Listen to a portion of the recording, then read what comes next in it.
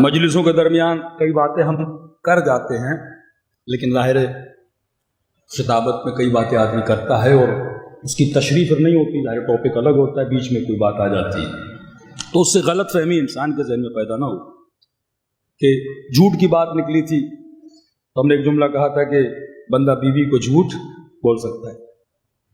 کسی مومن نے میسج کیا مولانا اب بیوی کو کون کون سے جھوٹ بول سکتے؟ ہاں تو مطلب ساری مجلس نہیں سنتے، جو کام کی بات ہے وہ لے لیتے ہیں۔ یہ نبی خدا کی حدیث ہے کہ چند جگہوں پہ جھوٹ بولنا جائز ہے، جان بچانے کے لیے، کسی کی جان بچانے کے لیے، دو مومنوں میں صلح کرانے کے لیے۔ جیسے غیبت حرام ہے، اشد من الزنا ہے، لیکن چند جگہوں پہ غیبت جائز ہے۔ کیسے؟ مثلاً ایک آدمی بزنس کرنا چاہتا ہے، وہ آپ سے آ کے پوچھتا ہے مولانا کے ساتھ بزنس کر رہا ہوں، مولانا کیسے آدمی ہے؟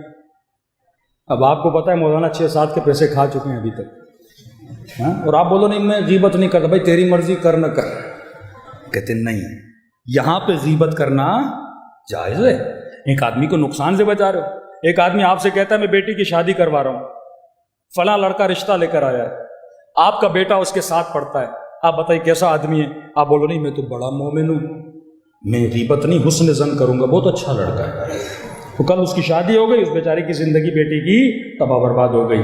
ان مسئلوں میں جہاں بزنس کا مسئلہ ہے، رشتے کا مسئلہ ہے، کسی مومن کے نفع نقصان کا مسئلہ ہے، ایک بندہ سفر پہ جا رہا ہے، آپ سے پوچھتا ہے ڈرائیور کیسا ہے بھائی، آپ بولتے نہیں میں غیبت نہیں کرتا، آپ پہلے جا چکے، اس کو راستے میں نیند آ گئی اور گاڑی کلٹی ہو گئی، آپ بولو گے میں غیبت نہیں کرتا، وہ مومن کی تم جان لے رہے ہو، تو ایسی جگہوں پہ غیبت کی کیا ہے؟ اجازت ہے، جہاں عقل اور شرع اجازت دے۔ بالکل اسی طرح جو جھوٹ ہے، جھوٹ تو ویسے گناہ ہے، بدترین گناہوں میں شمار ہوتا ہے۔ معصوم فرماتے ہیں ہمارا شیعہ کبھی جھوٹ نہیں بولتا۔ بیوی کی بات آئی کہ بیوی کو کہاں جھوٹ بولا جا سکتا ہے۔ اب یہ نہیں کہ مولانا نے بول دیا جھوٹ جائز ہے تو اب ڈیلی گھر پہ جاؤ تو جھوٹ ہی بولتے رہو، اور دیر کر کے کیوں آئے؟ جھوٹ بول دو میٹنگ میں تھا، آج دیر کر کے کیوں آئے؟ مجلس میں تھا، پھر دیر کر کے کیوں آئے؟ دعائے کمیل میں تھا، بعد میں پتہ چلے دوستوں کے ساتھ بندہ گھومنے گیا تھا، ساری شخصیت آپ کی خراب ہو جائے گی۔ جھوٹ جو بیوی سے بھی جھوٹ بولا جاتا ہے وہ بھی وہاں پر ہے جہاں پہ مثلا میاں بیوی میں جھگڑا ہو جاتا ہے۔ آپ کو پتہ ہے اس بات کے بتانے سے بہت ہنگامہ کھڑا ہو جائے گا، وہاں پہ آدمی کیا کر لیتا ہے؟ نیت اصلاح سے جھوٹ بول لیتا ہے۔ دوسری کہاں پہ جھوٹ بولا جا سکتا ہے؟ چھٹے امام امام جعفر صادق،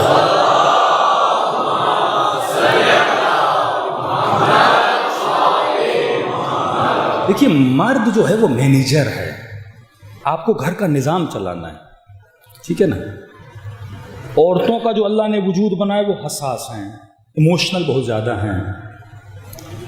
مثلا آپ کو یاد نہیں ہوگا جس دن شادی ہوئی تھی آپ نے کیا پہنا تھا، کس کو کیا دیا تھا، اس رات کیا بولا تھا، آپ کو یاد نہیں۔ مرد کا ذہن کلی ہوتا ہے، کلیات کو یاد ہے، جرنل چیزیں سے یاد ہوتی ہیں، لیکن چھوٹی چھوٹی چیزیں سے یاد ہوتی ہیں۔ صلوات پڑھیں محمد و آل محمد۔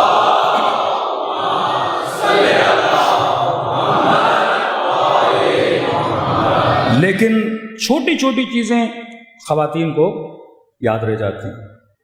تو آپ کو یاد نہیں ہوگا کہ 10 سال پہلے کیا ہوا تھا شادی میں، لیکن خواتین سے پوچھیں گے انہیں چھوٹی چھوٹی چیزیں یاد رہ جاتی ہیں۔ اب امام کے پاس ایک شخص آیا، کہنے لگا کہ مولا میری بیوی اکثر مجھ سے ناراض رہتی ہے، تو امام نے کہا آج تک تو نے اسے کوئی گفٹ ہدیہ لے کر دیا؟ نہیں بولا۔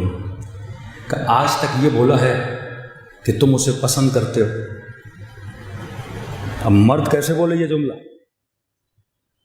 یہاں تک امام نے بول دیا، اور وہ تھوڑا امام سے کئی ایسے اصحاب تھے، فرماتے کچھ ایسے لوگ تھے جو ایسے جملے بولتے تھے کہ اہل بیت کے چہرے پہ مسکراہٹ آ جاتی تھی۔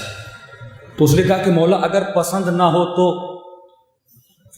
امام نے کہا یہاں جھوٹ بولنا جائز ہے، اگر کوئی پسند نہیں بھی ہے اگلے بندے کے دل کو خوش کرنے کے لیے بولنے میں کوئی حرج نہیں ہے۔ تو ہر شے میں بیویوں سے جھوٹ نہ بولا کریں، جہاں پہ مصالحت بندے کی ہو جاتی ہے، فتنوں سے بچا جاتا ہے، جھگڑوں سے بچا جاتا ہے، تو وہاں انسان بول سکتا ہے۔ صلوات پڑھے محمد وعلی محمد۔